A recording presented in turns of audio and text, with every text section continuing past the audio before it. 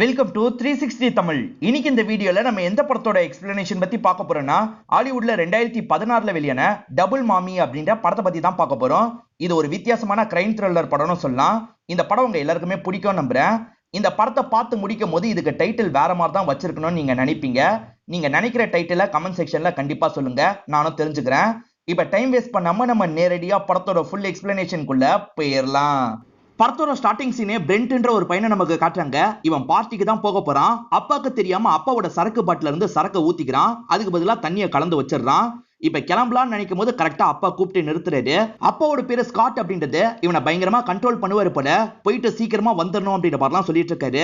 சரி அப்படின்ற மாதிரி பிரெண்ட்டும் சொல்லிட்டு அந்த பர்த்டே பார்ட்டிக்கு கிளம்ப ஆரம்பிக்கிறான். இந்த பார்ட்டியில வச்சுதான் நம்ம ஹீரோயினை காட்டுறாங்க. நம்ம ஹீரோயின் பேரு ஜெஸ் அப்படின்றது. நம்ம ஹீரோயினுக்கு ஒரு பெஸ்ட் ஃப்ரெண்ட் இருப்பாங்க. அவங்க பேரு சாரா அப்படின்றது. அவங்க கூட தான் ஹீரோயின் பேசிட்டு இருக்காங்க. அப்ப இந்த பிரெண்ட் இருக்கான் பாத்தீங்களா, ஹீரோயினுக்கு பக்கத்துல வந்து பேச ஆரம்பிக்கிறான். இவன் சரக்கு கொண்டு வந்திருக்கான் பாத்தீங்களா, எல்லாரையும் குடிக்கலாம் வச்சிட்டு இருக்கான். எல்லாருமே குடிச்சு ஜாலியா டான்ஸ் ஆடிட்டு இருக்காங்க. இவங்க ரெண்டு பேருமே சேர்ந்து டான்ஸ் ஆடுவாங்க. அதை அவன் போட்டோ எல்லாம் எடுத்து வச்சிட்டு இருக்கான். இப்போ ஒரு மொமெண்ட்ல அவன் இருக்கான் பாத்தீங்களா, இவங்களை கிஸ் பண்றதுக்காக வரான். ஆனா இவங்க தடுத்துறாங்க. நம்ம ஹீரோயினுக்கு ஒரு பாய் ஃப்ரெண்ட் இருக்காரு. கொஞ்ச நாளே இவங்க ரெண்டு பேருமே பேசிக்காம இருக்காங்க. அந்த கேப்பை இவன் யூஸ் பண்ணிக்க பாக்குறான்னு புரிஞ்சுக்கிறாங்க. அதனால அவாய்ட் பண்ணிட்டு கிளம்பிடுறாங்க. நம்மளே அவாய்ட் பண்ணிட்டாலே அப்படின்ற மாதிரி பிரெண்ட் கோவப்படுறாரு. ஒரு கோக்கு பாட்டில்ல ஒரு மாத்திரையை கலந்துட்டு இருக்காரு. இவர் கலந்துட்டு இருக்கிறது இவரோட ஃப்ரெண்டு சாம்ன்றவர் பாத்துறாரு. என்னடா பண்ணிட்டு இருக்க அப்படின்ற மாதிரிலாம் கேக்குறாரு. அதெல்லாம் ஒண்ணும் இல்லைன்ற மாதிரி இவரும் அங்கிருந்து கிளம்புறாரு. ஹீரோயின் டயர்டா ஃபீல் பண்றாங்க. அதனால சாரா கிட்ட சொல்லிட்டு கிளம்பலாம்னு நினைக்கிறாங்க. அப்படி கிளம்பலாம்னு நினைக்கும் போது கரெக்டா பிரெண்ட் எதிர வராரு. சாரின்ற மாதிரிலாம் சொல்லிட்டாரு. என் மன்னிப்பை ஏத்துட்டேன்னா என் கூட நீ வான்னு சொல்லிட்டாரு. இவங்களும் சரின்ற மாதிரி ஏத்துக்கிறாங்க. சரி இந்த கோக்க குடி அப்படின்ற மாதிரி தராரு. இவங்களும் நார்மலா அந்த கோக்கெல்லாம் குடிக்கிறாங்க. இவர் கார் வச்சிருக்காரு. அந்த கார்ல தான் இவங்களை கூட்டு போயிட்டு இருக்காரு. அந்த கோக்கு குடிச்சதுனால இவங்களுக்கு மயக்கம் வந்துருது. ஒரு ஸ்டேஜ்ல இவங்க மயங்க ஆரம்பிக்கிறாங்க. இவர் இருக்கார்ல, கார் ஒரு இடத்துல நிறுத்திடுறாரு. இப்ப இவங்களை தூக்கி பின்னாடி போட்டுறாரு. இவங்க கிட்ட தப்பானதுக்கு தான் ட்ரை பண்றாரு. இவங்களுக்கு பெருசா எதுவுமே தெரியல. இவங்க தூக்க கலக்கத்துல தான் இந்த விஷயத்தெல்லாம் கவனிச்சிட்டு இருக்காங்க. என்கிட்ட யாருமே நோ சொல்ல மாட்டாங்க, நீ சொல்லிட்டல, அதனால தான் இப்படி பண்ற அப்படின்ற மாதிரி சொல்லிக்கிட்டே தான் இவங்க கிட்ட தப்பா நடந்துட்டு இருக்கான். ஈரின் காலையில இவங்களோட வீட்டுல தான் கண்முழிக்கிறாங்க. நைட்டு என்ன நடந்ததுன்னு தெளிவா தெரியல. உடம்பெல்லாம் இவங்களுக்கு வலிக்குது. அதே மாதிரி பட்டன்லாம் கலண்டு இருக்கு. இவங்களுக்கு ஒண்ணுமே புரியல. அதே மாதிரி கால்ல ஒரு காயமும் ஏற்பட்டிருக்கு. இவங்க உடனே இவங்களோட ஃப்ரெண்டான சாராக்கு கால் பண்ணி பேசிட்டு இருக்காங்க. என்ன நடந்ததுன்னே ஞாபகம் இல்லை அப்படின்ற மாதிரிலாம் சொல்லிட்டு இருக்காங்க. இந்த மாதிரி சாரா கிட்ட பேசிட்டு இருக்கும் போது யாரோ காலிங் பெல் அடிக்கிறாங்க. யாருன்னு பாக்குறதுக்காக இவங்க கதவை திறக்கிறாங்க. ரயான் ஒருத்தர் தான் வந்திருக்காரு. இவர் தான் இந்த படத்தோட ஹீரோவா இருப்பாரு. இவங்க ரெண்டு பேருக்குள்ள பிரேக்கப் மாதிரி ஏற்பட்டிருக்கும். அதனால பேசிக்காம தான் இருந்திருப்பாங்க. உங்ககிட்ட பேசாம என்னால இருக்க முடியல, நம்ம திரும்பி பழக ஆரம்பிக்கலாம் அப்படின்ற மாதிரிலாம் கேட்கிறாரு. இவங்களுக்குமே ரயானை பிடிச்சிருக்கு. ஒரு ஸ்டேஜ்ல இவங்களுமே ஏத்துக்கிறாங்க. ரெண்டு பேருமே சந்தோஷமா இந்த இடத்துல கிஸ் எல்லாம் பண்ணிக்கிறாங்க. பிரெண்ட் அப்பாக்கு தெரியாம சரக்கெல்லாம் மாத்தி வச்சான் பாத்தீங்களா, அது அப்பாக்கு தெரிஞ்சிருது. இப்ப ஸ்காட்டையும் இவனை போட்டு பயங்கரமா திட்டிட்டு இருக்காரு. அம்மா எப்பவுமே சப்போர்ட் பண்ணுவாங்க போல. போதும் திட்டுறதை நிறுத்துங்க அப்படின்ற மாதிரிலாம் ஹஸ்பண்டை கண்ட்ரோல் பண்ணிட்டு இருக்காங்க. இப்ப பையன் படுத்து தூங்க ஆரம்பிக்கிறான். அப்பதான் பையன் பாக்கெட்ல இருந்து ஒரு டப்பா கீழே விழுது. அம்மாவும் அந்த டப்பாவை எடுத்து பாக்குறாங்க. மயக்க மருந்து டப்பான்னு தெரியுது. எதுக்காக இதெல்லாம் வச்சிருக்கான்ற மாதிரி யோசிக்கிறாங்க. அப்படியே 8 வாரம் ஓடின மாதிரி நமக்கு காட்டுறாங்க. ஈரினுக்குள்ள சில மாற்றங்கள்லாம் ஏற்படுது. ஈரினுக்கு அந்த மாற்றம் சரியா பிடிபட மாட்டேங்குது. இப்ப பேரண்ட்ஸ் கிட்ட சொல்லிட்டு இவங்களும் காலேஜுக்கு கிளம்பிடுறாங்க. ஹீரோவும் பிரெண்டும் ஃப்ரெண்ட்ஸா தான் இருப்பாங்க. ரெண்டு பேருமே ஃபுட்பால் டீம்லயும் இருப்பாங்க. இந்த இடத்துக்கு ஈரின் வராங்க. அதனால ஹீரோவும் பேசுறதுக்காக பக்கத்துல வந்துடுறாரு. இவங்க ரெண்டு பேர் கிஸ் பண்ணிட்டு இருக்கும் போது பிரெண்ட் இந்த இடத்துக்கு வந்துடுறான். நார்மலா ஈரின் கிட்ட பேசிட்டு இருக்கான். பிரெண்ட்டுக்கும் ஒரு கேர்ள் ஃப்ரெண்ட் இருக்காங்க. அவங்க பேரு கிறிஸ்டின் அப்படின்றது. பிரெண்ட் ஈரினை கிஸ் பண்ணாரு பாத்தீங்களா, அது மட்டும் தான் ஈரினுக்கு ஞாபகம் இருக்கு. மத்ததெல்லாம் ஞாபகம் இல்ல. இவர் கிஸ் பண்ண காரணத்துக்காகவே அவரை கொஞ்சம் அவாய்ட் எல்லாம் பண்றாங்க. இப்ப ஹீரோவும் ஈரினும் டைம் எல்லாம் ஸ்பெண்ட் பண்றாங்க. அப்ப ஹீரோ இருக்கார்ல, ரொமான்டிக்கா இவங்களை கிஸ் பண்றதுக்காக வராரு. அப்பன்னு பத்தி இவங்களுக்கு வாந்தி வருது. இவங்க வேகமா பாத்ரூம்க்கு வந்து வாந்தி எல்லாம் எடுத்துட்டு இருக்காங்க. இது பிரெக்னன்ட்டுக்கான வாந்தின்றது இவங்க ரெண்டு பேருக்கு தெரிஞ்சிருது. அதனால செக் பண்ணோம் அப்படின்ற மாதிரி இவங்க ரெண்டு பேருமே ஹாஸ்பிட்டல்ல செக் பண்றதுக்காக வந்துடுறாங்க. செக் பண்ண டாக்டர் இருக்காங்கல்ல, நீங்க பிரெக்னன்ட்டா இருக்கீங்க, கன்ஃபார்ம் ஆயிடுச்சு அப்படின்ற மாதிரி சொல்றாங்க. கருவே உருவாயிருச்சு, அதனால பேரண்ட்ஸ் கிட்ட நீங்க சொல்லி தான் ஆகணும். ட்வின்ஸா இருக்கவும் வாய்ப்பு இருக்கு, செக் பண்ணோம் அப்படின்னு சொல்றாங்க. செக் பண்ணும்போது ட்வின்ஸ் அப்படின்றது கன்ஃபார்ம் ஆயிருது. இப்ப ரெண்டு பேரோட பேரண்ட்ஸும் மீட் பண்ணி பேசிக்க ஆரம்பிக்கிறாங்க. ஹீரோவை பொறுத்த வரைக்கும் அம்மா மட்டும் தான் இருப்பாங்க. அந்த அம்மாவும் டாக்டரா இருப்பாங்க. என் பையனும் நீயும் பிரேக்கப்ல தானே இருந்தீங்க, அப்புறம் எப்படி இந்த விஷயம் நடந்தது, எனக்கு என்னமோ டவுட்டா இருக்கு அப்படின்ற மாதிரி சொல்றாங்க. அதனால டெஸ்ட் வேணா எடுத்து பாத்துடலாம் அப்படின்னு சொல்லிட்டாங்க. இதை கேட்கிற ஹீரோ கோவப்படுறாரு. நிறுத்துங்கம்மா அப்படின்ற மாதிரிலாம் அம்மாவை கண்ட்ரோல் பண்றாரு. இப்ப அம்மாவை கூட்டிட்டு கிளம்ப போறாரு. என் அம்மா பேசினதுக்காக சாரின்ற மாதிரி மன்னிப்பு கேட்டு தான் கிளம்புறாரு. பொண்ணுக்கு இதுக்கப்புறம் நிறைய செலவுலாம் இருக்குல்ல, அந்த செலவை எப்படி பேலன்ஸ் பண்ணலாம் அப்படின்ற மாதிரி இவங்க ரெண்டு பேருமே கணக்கெல்லாம் போட்டு பார்த்துட்டு இருக்காங்க. ஏன்னா இவங்க ரெண்டு பேருமே கொஞ்சம் ஏழையா தான் இருப்பாங்க. இவங்க பேசிட்டு இருக்கிறதெல்லாம் பொண்ணு கேட்டு இந்த இடத்துல பேசுறதுக்காக வரா. பிரெண்ட் தப்பான அந்த மாதிரியே இவளுக்கு தோணுச்சு பாத்தீங்களா? இவளுக்கு தோன்ற விஷயத்தெல்லாம் சொல்றா. இதை கேட்கிற ரெண்டு பேருமே ஷாக் ஆயிடுறாங்க. என்ன சொல்ற அப்படின்ற மாதிரி டீடைலா கேக்குறாங்க. இது எதுக்காக முன்னாடியே சொல்ல அப்படின்ற மாதிரி கேக்குறாங்க. எனக்கு கன்ஃபார்மா தெரியல, இதெல்லாம் நடந்ததுக்கு அப்புறம் தான் அப்படி தோணுது அப்படின்ற மாதிரி சொல்லிட்டாங்க. இப்ப ஈரினும் நைட்டு பாய் ஃப்ரெண்டு கூட சாட் பண்ணிட்டு இருக்காங்க. என் அம்மா பேசினதா மனசுல வச்சுக்காத, நம்ம டெஸ்ட் எல்லாம் எடுக்க தேவையில்லை அப்படின்ற மாதிரி சொல்லிட்டாரு. ஆனா இவங்க இருக்காங்கல்ல, எனக்கு டெஸ்ட் எடுக்கணும்னு தோணுது, நம்ம டெஸ்ட் எடுத்துடலாம் அப்படின்னு சொல்றாங்க. ஹீரோ சோகமா இருக்கிறத பிரெண்ட் நோட் பண்றான். என்னால சோகமா இருக்கு அப்படின்ற மாதிரிலாம் கேட்டுட்டு இருக்கான். இவன் ஃப்ரெண்டுன்றதுனால இவன் கிட்ட சொல்லலான்ற மாதிரி நினைக்கிறாரு. நான் சொல்றது யார்கிட்டயும் சொல்லாத, இந்த மாதிரிலாம் நடந்துருச்சு அப்படின்ற மாதிரி எக்ஸ்பிளைன் பண்றாரு. பிரெண்ட்டும் உள்ளுக்குள்ள பயங்கரமா ஷாக் ஆகுறான். ஒருவேளை நம்ம பண்ண வேலையினால இது நடந்திருக்குமா அப்படின்ற மாதிரிலாம் யோசிச்சுட்டு இருக்கான். பிரேக்கப் ஆன இந்த டைம் ஹீரோ இருக்காருல்ல, வேற ஊர்ல தான் இருந்திருப்பாரு. அந்த டைம் ஈரினை பொறுத்த வரைக்கும் நிறைய பசங்க கூட ஃபிளர்ட் பண்ணிலாம் சுத்திட்டு இருந்தா. எனக்கு சொல்லணும்னு தோணுச்சு, அதனால தான் சொல்றேன் அப்படின்ற மாதிரி பிரெண்ட்டும் ஒரு பிட்ட போட்டுறான். செக் பண்ண டாக்டர் என்ன சொல்றாங்கன்னா, ஒரு குழந்தை மட்டும் ஹீரோவோடதுன்னு சொல்றாங்க. இதை கேட்கிற யாருக்கும் ஒண்ணுமே புரிய மாட்டேங்குது. என்ன சொல்றீங்க அப்படின்ற மாதிரிலாம் கேட்டுட்டு இருக்காங்க. ஆமா, இன்னொன்னு குழந்தை வேற ஒருத்தரோடது அப்படின்ற மாதிரிலாம் சொல்றாங்க. ஹீரோவோட அம்மா டாக்டர்ன்றதுனால இந்த விஷயத்தை புரிஞ்சுக்கிறாங்க. ஏற்கனவே ஒரு நபரால கருவுற்று இருக்கும் போது இன்னொரு நபர் கூட ரிலேஷன்ஷிப் வச்சிருந்தா இந்த மாதிரி நடக்க வாய்ப்பு இருக்கு அப்படின்ற மாதிரி தான் சொல்றாங்க. அப்ப கண்டிப்பா அவன் தான் ரேப் பண்ணிருக்கான்ற மாதிரி இவங்க யோசிக்கிறாங்க. இத கம்ப்ளைண்ட் மாதிரி கொடுக்கணும்ன்ற மாதிரி இன்ஸ்பெக்டர் லேடியை வீட்டுக்கு வர வச்சிடுறாங்க. அவன் என்கிட்ட கார்ல வச்சு தப்பா நடந்திருக்கான் அப்படின்ற மாதிரிலாம் இவங்க சொல்றாங்க. எந்த இடம் அப்படின்றதுலாம் இவங்களுக்கு சுத்தமா ஞாபகம் இல்ல.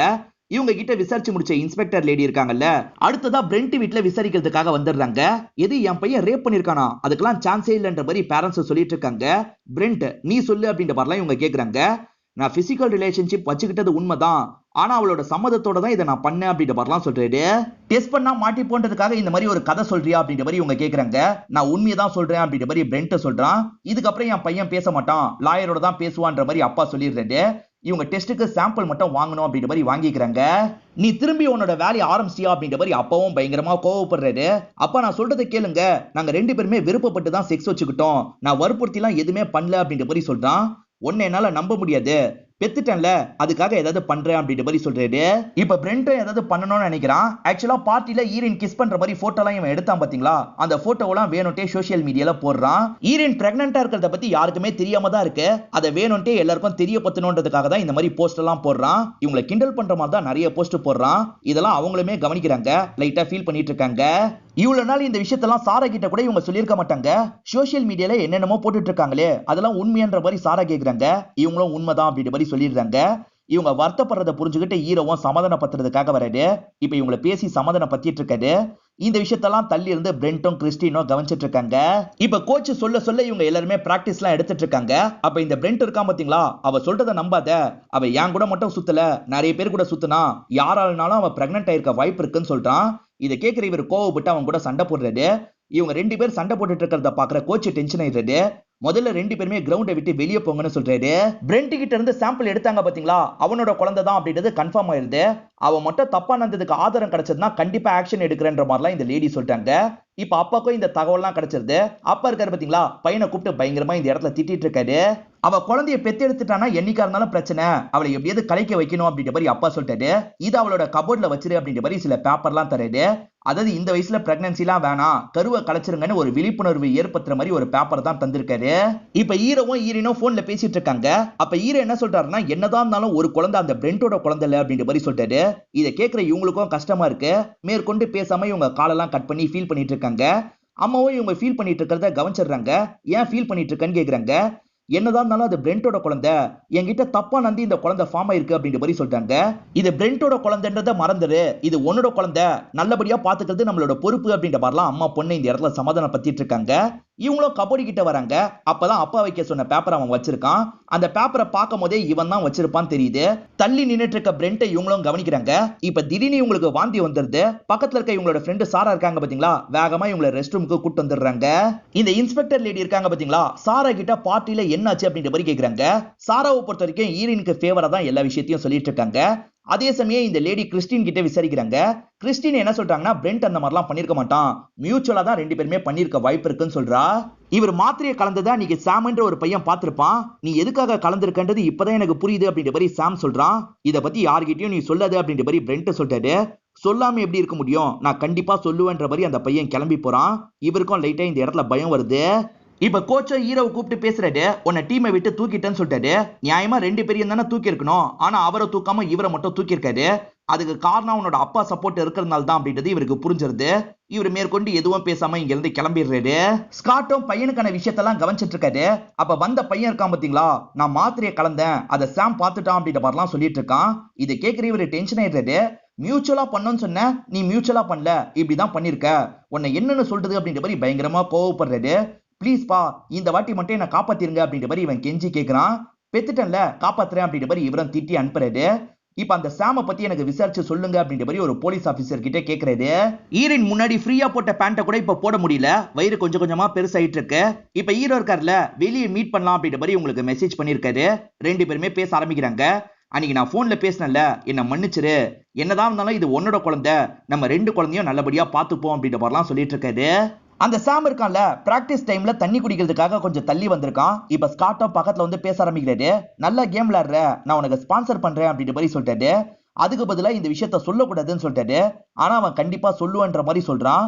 சொன்னா நானும் சொல்லுவேன், ஓவரா ட்ரக் எடுத்து உன் பேர்ல ஒரு கேஸ் இருக்கு, நீ கஷ்டப்பட்டு மூடி மறைச்சிருக்க, அதை மட்டும் வெளியே கொண்டு வந்தனா உனக்கு இந்த சான்ஸே போயிடும்னு சொல்லிட்டாரு. இவனும் இந்த இடத்துல லைட்டா பயப்பட ஆரம்பிக்கிறான். இப்ப இவன் கிட்ட கேள்வி கேட்கறதுக்காக அந்த இன்ஸ்பெக்டர் லேடி வந்திருக்காங்க. இவன் தெரிஞ்ச விஷயத்த சொல்லாமையே முடிச்சிடுறான். இப்ப அப்பா இருக்காரு பாத்தீங்களா, லாயர் கிட்ட போன்ல பேசிட்டு இருக்காரு. அதுக்கப்புறம் பொண்ணு கிட்டயும் ஒய்ஃபு கிட்டயும் பேசுறதுக்காக வராரு. இதுக்கப்புறம் நம்ம ஜெயிக்க வாய்ப்பே கிடையாதான், ஏன்னா அவனுக்கு எதிராக ஒரு சின்ன எவிடன்ஸ் கூட நம்ம கிட்ட கிடையாது, தேவையில்லாம நம்ம மோதி பார்க்கணுமா அப்படின்ற மாதிரி கேக்குறாரு. அவ்வளவு சீக்கிரம் விட்டுறக்கூடாதுப்பா, என்னானாலும் நம்ம மோதி பார்க்கணும் அப்படின்ற மாதிரி பொண்ணு சொல்றாங்க. அவங்க கேஸ வாபஸ் வாங்காம இருக்காங்கல்ல, அது ஸ்காட்டுக்கு தலைவலியா இருக்கு. என் வீட்டுக்கு வாங்க, பொறுமையா பேசி முடிவு பண்ணிக்கலாம் அப்படின்ற மாதிரி அப்பா கிட்ட சொல்லிடுறாரு. அப்பா இருக்காரு பாத்தீங்களா, ஒய்ஃபு கிட்டயும் பொண்ணு கிட்டயும் சொல்லிட்டாரு. எது பேச போறாங்களா, அதெல்லாம் ஒண்ணு வேணாம் அப்படின்ற மாதிரி ஒய்ஃபும் பொண்ணும் சொல்லிட்டாங்க. ஆனா இவர் இருக்கார்ல, என்னதான் சொல்றாங்க பாப்போமே, போலாம் அப்படின்ற மாதிரி சொல்லிட்டாரு. கடைசியில அம்மாவும் பொண்ணும் சரின்ற மாதிரி ஏத்துக்கிட்டு அந்த இடத்துக்கு வந்துடுறாங்க. இவனும் மிஸ்கேரேஜ் ஆகிறதுக்கு என்ன பண்ணணும் அப்படின்ற மாதிரி நெட்ல சில விஷயங்களை பாக்குறான். அதுக்கேத்த மாதிரி ஒரு மாத்திரையெல்லாம் இவங்களோட கூல் ட்ரிங்க்ஸ்ல கலந்துடுறான். இப்ப நார்மலா கூல் ட்ரிங்க்ஸ் குடுக்குற மாதிரி வந்து தந்துடுறான். ஈரினுக்கு அதெல்லாம் தெரியாதுல்ல, நார்மலா ட்ரிங்க் பண்றாங்க. ஸ்காட் என்ன சொல்றாருன்னா, இந்த கேஸை தயவு செஞ்சு வாபஸ் வாங்கிக்கோங்க, அதுக்கு பதிலா இதை வச்சுக்கோங்கன்ற மாதிரி செக்க தராரு. ரொம்ப பெரிய அமௌண்ட்டை தந்திருக்காரு. இது மூலியமா நீங்க பசங்களை நல்லபடியா பாத்துக்கலாம், யோசிச்சு முடிவு பண்ணுங்க அப்படின்ற மாதிரி சொல்லிட்டாரு. இதுக்கு பதிலா நாங்க என்ன பண்ணணும்னு சொல்றீங்க அப்படின்ற மாதிரி அப்பா கேக்குறாரு. ஸ்காட் என்ன சொல்றாருன்னா, இந்த கேஸை வாபஸ் வாங்கிடணும், என் பையனுக்கும் அந்த குழந்தைக்கும் சம்பந்தமே கிடையாது, என்னைக்கா இருந்தாலும் நீங்க கேஸே போடக்கூடாது அப்படின்ற மாதிரி சொல்லிட்டாரு. அப்பா சரின்னு ஏத்துக்கலாம் நினைக்கிறாரு. ஆனா அம்மா இருக்காங்கல்ல, அந்த செக் பேப்பரை வாங்கி கிழிச்சு போட்டுறாங்க. உங்க பையன் உங்ககிட்ட இருந்து தான் நிறைய தப்பெல்லாம் கத்திருக்கான் போல, உங்க பையனுக்கு நல்லதை சொல்லி வழங்க அப்படின்ற மாதிரி கோவமா சொல்லிட்டு இங்க இருந்து கிளம்பிடுறாங்க. உங்களால கோர்ட்டுக்கு ரொம்ப செலவு பண்ண முடியாது, நீங்க தான் கஷ்டப்படுவீங்க அப்படின்ற மாதிரி அவரும் சொல்லிட்டாரு. அதை பத்தி எல்லாம் அம்மா கண்டுக்க மாட்டாங்க. என்ன கஷ்டம் வந்தாலும் சரி, நம்ம இந்த கேஸ்ல கண்டிப்பா ஜெயிப்போம் அப்படின்ற மாதிரிலாம் பொண்ணு கிட்ட பேசிட்டு இருக்காங்க. அப்பன்னு பார்த்து பொண்ணுக்கு வலி வந்துருது. வேகமா ஹாஸ்பிட்டலுக்கு கொண்டு போறாங்க. ஈரின் கண்முழிச்சு பார்க்கும்போது ஈரோட அம்மா தான் பக்கத்துல இருக்காங்க. நல்ல வேலையா ஈரினுக்கு எதுவுமே ஆயிருக்காது. குழந்தைய செக் பண்ணியாச்சு, ரெண்டும் நல்லபடியா தான் இருக்குன்ற மாதிரி அம்மா சொல்லிட்டு இருக்காங்க. அப்பதான் இவரை இவங்களை பாக்குறதுக்காக இந்த இடத்துக்கு வந்திருக்காரு. ஸ்கேன் அப்ப எடுத்த போட்டோவை அம்மாவும் காட்டுறாங்க. ஒன்னு பையன் ஒன்னு பொண்ணு அப்படின்ற மாதிரிலாம் சொல்லிட்டு இருக்காங்க. இப்ப ஈரின் இருக்காங்கல்ல, எது ரயனோட குழந்தைன்றதை கண்டுபிடிக்க முடியுமான்னு கேக்குறாங்க. ஆனா ரயன் இருக்காருல, அதெல்லாம் வேணாம், நம்ம தெரிஞ்சுக்கவே தேவையில்ல, ரெண்டு குழந்தையும் நம்ம நல்லபடியா வளர்ப்போம்னு சொல்றாரு. இவங்களும் சரின்ற மாதிரி சந்தோஷமா இந்த இடத்துல ஏத்துக்கிறாங்க. இவர் நெட்ல இருக்கிறத பார்த்துதான் இந்த விஷயத்த பண்ணிருப்பாரு. அது ஒர்க் அவுட் ஆகலன்னு தெரிய வருது. அதே சமயம் இவரை கிண்டல் பண்ற மாதிரிலாம் ஈரின் போஸ்ட் போட்டிருக்காங்க. இத பாக்குற இவருமே பயங்கரமா கோவப்படுறாரு. இப்ப மறுநாள் காலேஜுக்கு வராரு. காலேஜ்ல பார்த்தா எல்லாருமே கிண்டல் பண்ணிட்டு இருக்காங்க. இவரை ரேபிஸ்ட்னு கூப்பிடுறாங்க. அந்த இடத்துல ரேபிஸ்ட்ன்ற மாதிரி ஒட்டிலாம் வச்சிருக்காங்க. இவரும் ஒட்டினதெல்லாம் கிழிச்சிட்டு இருக்காரு. இவர் கிழிச்சிட்டு இருக்கிறதையும் போட்டோ எடுத்து கிண்டல் பண்ணிட்டு இருக்காங்க. இவர் பயங்கரமா இந்த இடத்துல கோவப்படுறாரு. பிரெண்டோ நடந்த விஷயத்தெல்லாம் அப்பா கிட்ட சொல்லிட்டு இருக்காரு. நான் தான் எல்லாத்தையும் பாத்துக்கிறேன்னு சொன்னல, நீ எதுக்காக அவளை கிண்டல் பண்ணி போஸ்ட் போட்ட, இப்ப அதனால தான் அவ பதிலுக்கு பண்றா, இதுக்கப்புறமாவது நான் சொல்றதை மட்டும் கேளுன்ற மாதிரி அப்பாவும் கண்ட மேனிக்கு திட்டிட்டு இங்க இருந்து கிளம்புறாரு. இது வரைக்கும் அம்மா சும்மா தானே இருந்தாங்க, நீங்க என்னைக்குமே எனக்கு சப்போர்ட் பண்ண மாட்டீங்கம்மா, சும்மாவே தான் இருக்கீங்கன்ற மாதிரி சொல்லிட்டாரு. இது நான் உனக்கு சப்போர்ட் பண்ண மாட்டேனா, ஆரம்பத்துல இருந்தே நான் மட்டும் தான் உனக்கு சப்போர்ட் பண்றேன், இந்த மாத்திரையை நான் எப்பயோ பார்த்துட்டேன், இத பத்தி இன்னும் மூச்சு கூட விடல, உன் அப்பாக்கு தெரிஞ்சதுதான் உன்னை அடிச்சே சாவடிச்சிருவாருன்னு சொல்றாங்க. காலேஜ்ல இவங்க பிரெண்டை கிண்டல் பண்ணாங்கல்ல, அதனால ஸ்காட்டை இவங்க பேர்ல டெஃபமேஷன் கேஸ் போட்டிருக்காரு. 1 கோடி ரூபாய் கேட்டு போட்டிருக்கான், என்ன பண்றதுன்னு எனக்கு தெரியல அப்படின்ற மாதிரி அப்பா ஃபீல் பண்ணிட்டு இருக்காரு. இவங்க பண்ண தப்புனால தானே இந்த மாதிரி விளைவு நடந்திருக்கு, நான் தான்ப்பா தேவையில்லாம ஓவரா கிண்டல் பண்ணிட்டேன், சாரின்ற மாதிரி சொல்றாங்க. பரவாயில்ல இருக்கட்டும், எப்படியாவது சமாளிப்போம்னு சொல்றாரு. இவர் தப்பு பண்ணிருக்காருன்னு எல்லாருக்கும் தெரிஞ்சிருச்சுல்ல, அதனால கிறிஸ்டியனுக்கும் இவர் கூட இருக்கிறது பிடிக்க மாட்டேங்குது. இவரும் என் பர்த்டே பார்ட்டியை கிராண்டா செலிப்ரேட் பண்ணலாம்னு சொல்லிட்டாரு. யாருமே வரப்போறது இல்ல, அப்புறம் கிராண்டா பண்ணி என்ன பிரயோஜனம், நம்ம பிரேக்கப் பண்ணிக்கலாம்னு சொல்லிட்டாங்க. என்ன சொன்ன அப்படின்ற மாதிரி பயங்கரமா இவங்க மேல கோவப்படுறாரு. இவங்களை லாக் பண்ணி இவங்க கிட்ட தப்பா நடந்துக்கலாம் ட்ரை பண்ணிட்டாரு. ஆனா இவங்க இருக்காங்க பாத்தீங்களா, அவரோட மெயின் பாயிண்ட்லயே அடிச்சிடுறாங்க. இதுக்கப்புறம் என் மூஞ்சிலேயே முழிக்காதன்ற மாதிரி கிளம்புறாங்க. இவர் கார்ல வச்சு அவங்களுக்கு கொஞ்சம் காயத்தை ஏற்படுத்தியிருப்பாரு. கிறிஸ்டின் உடம்புல இருக்க காயத்தை ஹீரோயின் கவனிச்சிடுறாங்க. இது அவனால தான் ஏற்பட்டுச்சா, அவனால ஏற்பட்டுச்சுன்னா நீ கேஸ் கொடு அப்படின்ற மாதிரிலாம் சொல்லிட்டு இருக்காங்க. உன் அளவுக்கு என்னால அவனை சமாளிக்க முடியாது, அதனால இந்த கேஸ் எல்லாம் வேணான்ற மாதிரி இவங்க கிளம்பிடுறாங்க. இப்பதான் ஹீரோயினுக்கு எமிலின்ற ஒரு பொண்ணு கிட்ட இருந்து மெசேஜ் வந்திருக்கு. ஒன்ன மாதிரியே என்கிட்டயே அவன் தப்பா நடந்துக்கிட்டான் அப்படின்ற பார்த்தா மெசேஜ் வந்திருக்கு. அந்த எமிலியை பார்க்கணும் அப்படின்ற மாதிரிலாம் இவங்க யோசிக்கிறாங்க. அப்பதான் குறுக்க பிரெண்ட் வந்து தடுக்கிறான். இதோட நிறுத்திக்கோ அப்படின்ற மாதிரிலாம் சொல்லிட்டு இருக்கான். உன்னை பத்தி வேற ஒரு விஷயமும் எனக்கு தெரிய வந்திருக்கு அப்படின்ற மாதிரி கிளம்புறாங்க. இதை பத்திலாம் எங்களோட பாய் ஃப்ரெண்ட் கிட்ட சொல்லிட்டு இருக்காங்க. அவளை பாக்குறதுக்காக நான் போக போறேன் அப்படின்ற மாதிரிலாம் சொல்லிட்டு இருக்காங்க. நான் வரவான்னு கேக்குறாரு. இல்ல நானே பாத்துப்பேன் அப்படின்ற மாதிரி சொல்றாங்க. உன்னை பத்தி வேற ஒன்னும் தெரிய வந்திருக்குன்னு சொன்னாலே அது என்னவா இருக்கும் அப்படின்ற மாதிரி பிரெண்டும் பயங்கரமா யோசிக்கிறான். அவங்க போட்ட போஸ்ட் எல்லாம் செக் பண்ணி பாக்குறான். பார்த்தா எமிலி நிறைய போஸ்டர் லைக் பண்ணிருக்காங்க. இவ்வளவுதான் பார்க்க போறா போல அப்படின்ற மாதிரி யோசிக்கிறான். இப்ப எமிலியோட காலேஜுக்கு வந்துடுறான். ஹீரோயின் இருக்காங்கல்ல, எமிலி கிட்ட பேசுறதுக்காக தான் வந்திருக்காங்க. இவங்க கிட்ட தப்பா நடந்துகிட்ட மாதிரியே அவங்க கிட்டயும் தப்பா நடந்திருப்பான். ரெண்டு பேரோட பேரண்ட்ஸும் உட்காந்து பேசியிருப்பாங்க. ஸ்காட் இருக்காரு பாத்தீங்களா, இவங்களுக்கு பெரிய அமௌண்ட்டை தந்திருப்பாரு. என் பேரண்ட்ஸ் வாங்கிட்டாங்க, பிரச்சனை வேணான்றதுக்காக தான் முடிச்சேன், ஆனா இதுக்கப்புறம் ஏதாவது பண்ணணும்னு எனக்கு தோணுதுன்னு சொல்றாங்க. நீங்க இந்த விஷயத்தெல்லாம் சொன்னா எனக்கு சப்போர்ட்டிவா இருக்கும்ன்ற மாதிரி ஹீரோயின் பேசிட்டு இங்க இருந்து கிளம்புறாங்க. ஹீரோயின் பொண்ணு இவன் இருக்கான் பாத்தீங்களா, எமிலி கிட்ட பேசுறதுக்காக வந்துடுறான். என் அப்பா கிட்ட நீ ப்ராமிஸ் பண்ணி தானே காசை வாங்கின, இப்ப ஏன் இப்படி பண்ணிட்டு இருக்க அப்படின்ற மாதிரிலாம் கேட்டுட்டு இருக்கான். ஆனா எமிலி இதெல்லாம் கண்டுக்க மாட்டாங்க. கிளாஸ்க்கு கிளம்பி போயிடுறாங்க.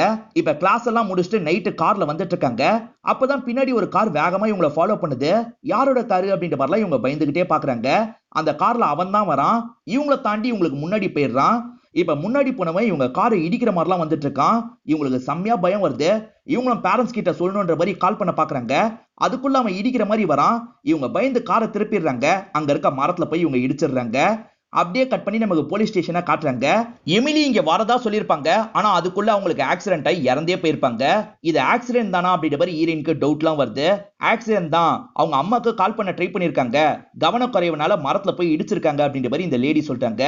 இருந்தாலும் ஹீரோயினுக்கு பிரெண்ட் மேலதான் லைட்டா டவுட் வருது. அவனை எதிர்த்து நான் போஸ்ட் போட்டதுக்கு டெஃபமேஷன் கேஸ் போட்டுட்டாங்க, இதுக்கப்புறம் அவனை எதிர்த்து எதுவுமே பண்ண முடியாதுன்னு ஹீரோயின் சொல்லிட்டாங்க. கண்டிப்பா பண்ணலாம் அப்படின்ற மாதிரி ஹீரோ சொல்லிட்டாரு. ஆக்சுவலா ஃபுட்பால் மேட்ச் நடக்குது, பாக்குறதுக்காக எல்லாரும் பேரண்ட்ஸும் வந்திருக்காங்க. ஹீரோவும் சாராவும் சேர்ந்த மாதிரி ஒரு பிளான்லாம் போட்டிருக்காங்க. பிரெண்ட் அந்த இடத்துல நல்லா விளையாடிட்டு இருக்கான். ஸ்காட்டும் எந்திரிச்சு நின்று கிளாப்லாம் தட்டிட்டு இருக்காரு. அப்பதான் எல்லாருமே ஒரு பேனர் எடுத்து காமிச்சிட்டு இருக்காங்க. 18 ஜெர்சி போட்டவன் ரொம்ப மோசமானவன், அவன் ஒரு ரேபிஸ்ட் அப்படின்ற மாதிரிலாம் எல்லாருமே காமிச்சிட்டு இருக்காங்க. இதனால எல்லாருமே இந்த இடத்துல கத்தலாம் ஆரம்பிக்கிறாங்க. கோச் இருக்காரு பாத்தீங்களா, நீ போய் உட்காரு அப்படின்ற மாதிரி சொல்லிட்டாரு. என் பையனை எதுக்கு உட்கார சொல்றீங்க, விளையாட சொல்லுங்க அப்படின்ற மாதிரிலாம் அப்பா பேசுறாரு. இதுக்கப்புறம் என்னால சமாளிக்க முடியாது, சாரின்ற மாதிரி கோச் சொல்லிடுறாரு. இது எல்லாத்தையுமே ஹீரோயின் தள்ளி இருந்து கவனிச்சிட்டு இருக்காங்க. இப்ப ஹீரோயின் கிட்ட பேசுறதுக்காக ஹீரோ வந்துடுறாரு. இப்ப ஹாப்பியான்ற மாதிரிலாம் அவங்க கிட்ட கேக்குறாரு. அவங்கள கட்டி பிடிக்கிறாரு. அப்படி கட்டி பிடிக்கும் போது தான் அங்க இருக்க ஒரு ஸ்பாட் லைட்டை இவங்க பாக்குறாங்க. அன்னைக்கு நைட்டே இவங்க அந்த ஸ்பாட் லைட்டை பார்த்திருப்பாங்க. அங்க வச்சுதான் தப்பா நடந்திருக்க வாய்ப்பு இருக்கு, அங்க ஏதாவது சிசிடிவி இருந்தா செக் பண்ணி பாருங்கன்ற மாதிரி போலீஸ் கிட்ட சொல்லிட்டாங்க. போலீஸ் சரின்னு ஏத்துக்கிறாங்க. போலீஸ்க்கு எந்த தகவல் கிடைச்சாலும் சரி உடனே ஸ்காட்டுக்கு தெரிஞ்சிருது. ஸ்காட்டை என்ன பண்றது அப்படின்ற மாதிரி யோசிக்கிறாரு. அந்த இடத்துல தான் நந்ததா அப்படின்ற மாதிரி பையன் கிட்ட கேக்குறாரு. பையனும் ஆமான்ற மாதிரி சொல்றான். இதை கேட்கிற இவரு பயங்கரமா கோவப்படுறாரு. இவரோட அப்பா சொல்ற மாதிரி இவர் கவனமா நடந்திருப்பாரு, அதனால தான் லைஃப்ல இந்த இடத்துக்கு வந்திருப்பாரு. நான் ஒன்னையும் பார்த்து தான் வளர்த்தேன், ஆனா எப்படா இப்படி வளர்ந்த அப்படின்ற மாதிரி கண்டமேனிக்கு திட்டுறாரு. இன்ஸ்பெக்டர் அங்க இருக்க சிசிடிவியை செக் பண்ணி பார்த்திருப்பாங்க. இவங்களுக்கு வேண்டிய ஃபுட்டேஜ் கிடைச்சிருது. இது மூலியமா அவனை அரெஸ்ட் பண்ணலாம் அப்படின்ற மாதிரி மறுநாள் அவனோட இடத்துக்கு வந்து அரெஸ்ட் பண்றாங்க. அப்பா ஏதாவது பண்ணுங்க அப்படின்ற மாதிரிலாம் அவன் கேட்டுட்டு இருக்கான். இவனை அரெஸ்ட் பண்ணி அங்க இருந்து கூட்டிட்டுலாம் போயிட்டு இருக்காங்க. இதனால அப்பாக்கும் பயங்கரமா கெட்ட பேர்லாம் வருது. அப்பா ஒரு ஸ்ட்ராங்கான பொசிஷன்ல இருந்திருப்பாரு, அந்த பொசிஷன் எல்லாம் ஆபீஸ்ல இருந்து தூக்கிடுறாங்க. இதை தாண்டியும் எப்படியாவது டிஃபெண்ட் பண்ண முடியுமா அப்படின்ற மாதிரிலாம் இவங்க லாயர் கிட்ட பேசி பாக்குறாங்க. வாய்ப்பே கிடையாது, குறைஞ்சது 8 வருஷமாவது தண்டனை கிடைக்கும் அப்படின்ற மாதிரி அவர் சொல்லிட்டாரு. இந்த பையன் உடஞ்சு போயிடுறான். இப்ப அப்பா இருக்காருல, பையனை பாக்குறதுக்காக வராரு. இப்ப கூட இவன் என்ன பண்றான்னா ஃபேக் ஐடி ஒன்னு கிரியேட் பண்ணிட்டு இருக்கான். இதை பின்னாடி இருந்து அப்பா கவனிச்சிருப்பாரு. இவ்வளவு நந்து கூட நீ மாறல, ஏன்டா இப்படி பண்ணிட்டு இருக்க அப்படின்ற மாதிரி கோவப்படுறாரு. ஒன் நாள் தான் நான் சேர்த்து வச்ச பேரு புகழி எல்லாமே ஒரே நாள்ல நாசமா போயிடுச்சு, இதுக்கப்புறம் நீ என்னோட பையனே கிடையாது, இந்த வீட்டுல நீ இருக்க கூடாது, முதல்ல கிளம்பு அப்படின்ற மாதிரி சொல்லிட்டாரு. இவன் பயங்கரமா கோவப்படுறான். நான் வரும்போது நீ இருக்க கூடாது அப்படின்ற மாதிரி இவரு கிளம்பி போயிடுறாரு. இவனும் வேகமா அப்பாவோட ரூமை நோக்கி போறான். அப்பா கன்னெல்லாம் வச்சிருப்பாரு, அந்த கன்னை தான் டிராயர்ல இருந்து எடுக்கிறான். இது அம்மா கவனிச்சிடுறாங்க. என்ன பண்ணிட்டு இருக்க, நில்லு அப்படின்ற மாதிரி சொல்லிட்டாங்க. இவன் கோவத்துல அம்மாவை பிடிச்சு தள்ளி விட்டுறான். இங்க இருந்து கிளம்பி போயிடுறான். அவன் கிட்ட நீங்க என்ன சொன்னீங்க, அவன் கோவமா கன் எடுத்துட்டு போறான், எனக்கு பயமா இருக்கு அப்படின்ற மாதிரிலாம் ஹஸ்பண்டுக்கு கால் பண்ணி சொல்லிட்டாங்க. அவன் எங்க போயிருக்க வாய்ப்பு இருக்குன்னு ஹஸ்பண்டுக்கு தெரியுது. உடனே அந்த இடத்துக்கு போகணுன்ற மாதிரி ஸ்காட்டும் முடிவு பண்றாரு. இப்ப ஈரின் மட்டும் தான் வீட்டுல தனியா இருக்காங்க, ஃப்ரெண்டு கூட பேசிட்டு இருக்காங்க. அப்பதான் கார் வர மாதிரி சவுண்ட் கேக்குது. இவங்க ஜன்னல் வழியா பாக்குறாங்க. அந்த இடத்துல பார்த்தா பிரெண்டோட கார் தான் நின்னுட்டு இருக்கு. பிரெண்ட் வந்துட்டான் போல அப்படின்ற மாதிரிலாம் பயப்படுறாங்க. உடனே போன் எடுத்து யாருக்காவது கால் பண்ணும் அப்படின்ற மாதிரி கால் பண்றதுக்கு போறாங்க. அதுக்குள்ள பிரெண்ட் இந்த இடத்துக்கு வந்துடுறான். கையில கன் வச்சிருக்கான்ல, அந்த கன்னை காமிச்சு இவங்களை மிரட்டிட்டு இருக்கான். அவசரப்படாத, என்னை விட்டுரு அப்படின்ற மாதிரிலாம் இவங்க கேட்டுட்டு இருக்காங்க. நான் மாற்றன் ஆயிடுச்சுன்னா உன்னை சாவடிக்காம விட மாட்டேன் அப்படின்ற மாதிரி சொல்றான். இப்ப ஷூட் பண்ற மாதிரி வரான். இவங்க இருக்காங்கல்ல, அப்பா வாங்கன்னு கூப்பிடுறாங்க. அப்பா வந்துட்டாரு போல அப்படின்ற மாதிரி இவன் திரும்பி பாக்குறான். ஆக்சுவலா ஈரின் ஏமாத்துறதுக்காக தான் இப்படி சொல்லியிருப்பாங்க. சடனா இவன் மூஞ்சில சுடு தண்ணியை ஊத்திட்டு இங்க இருந்து தப்பிச்சு ஓட பாக்குறாங்க. இப்ப கதவை திறந்து வெளியே வந்துடுறாங்க. இருந்தாலும் இவன் இருக்கான் பாத்தீங்களா, வாசல்ல வச்சு இவங்களை லாக் பண்ணிடுறான். தப்பிக்கலான்னு பார்த்தல, உன் கதையை முடிக்கிறேன்னு ஷூட் பண்றதுக்காக வரான். அதுக்குள்ள ஸ்காட் இந்த இடத்துக்கு வந்துடுறாரு. ஏற்கனவே தப்பு பண்ணி ஜெயிலுக்கு போக போற, இந்த தப்பை மட்டும் பண்ணனா வாழ்நாள் முழுக்க ஜெயில தான் இருப்ப, அவசரப்படாத, முதல்ல கன்னை கீழே போடு அப்படின்ற மாதிரி பக்கத்துல வந்துட்டு இருக்காரு. ஆனா இவன் மாட்டான்னு சொல்றான். அப்பா தடுக்க வரும்போது தெரியாதனமா அப்பாவை ஷூட் பண்ணிடுறான். அப்பாவை ஷூட் பண்ணிட்டோம்னு தெரிஞ்சதுக்கு அப்புறம் பயங்கரமா ஃபீல் பண்றான். சாரிப்பா, நான் வேணும்ட்டே பண்ணல, என்ன மன்னிச்சிருங்க அப்படின்ற மாதிரிலாம் பேசிட்டு இருக்கான். ஸ்காட் இறந்து போயிடுவாரு. அவன் பண்ண குற்றத்துக்காக அவனும் ஜெயிலுக்கு போயிடுவான். இப்ப ஈரினுக்கு நல்லபடியா 2 குழந்தை பிறந்துருது. அந்த 2 குழந்தைய சந்தோஷமா பார்த்து கொஞ்சிட்டு இருக்காங்க. அப்பதான் யாரோ காலிங் பெல் அடிக்கிறாங்க. ஈரின் அம்மா தான் கதவை திறக்கிறாங்க. பார்த்தா அந்த இடத்துக்கு ஸ்காட்டோட ஒய்ஃப் தான் வந்திருக்காங்க. அம்மா இருக்காங்கல்ல, சாரி, நீங்க இங்க இருந்து கிளம்புங்க அப்படின்ற மாதிரி சொல்லிட்டாங்க. அப்படி மட்டும் சொல்லிடாதீங்க, என் ஹஸ்பண்ட் இறந்து போயிட்டாரு, என் பையன் ஜெயில இருந்து எப்போ வருவான்னு தெரியாது, என் பேரன் பேத்தியாவது பார்க்க விடுங்கன்னு சொல்லிட்டாங்க. இதனால ஈரின் அம்மாவும் உள்ள அலோவ் பண்ணி குழந்தையெல்லாம் பார்க்க விடுறாங்க. இவங்க குழந்தைய பார்க்குற மாதிரி காமிச்சு நமக்கு படத்தை முடிச்சிடுறாங்க.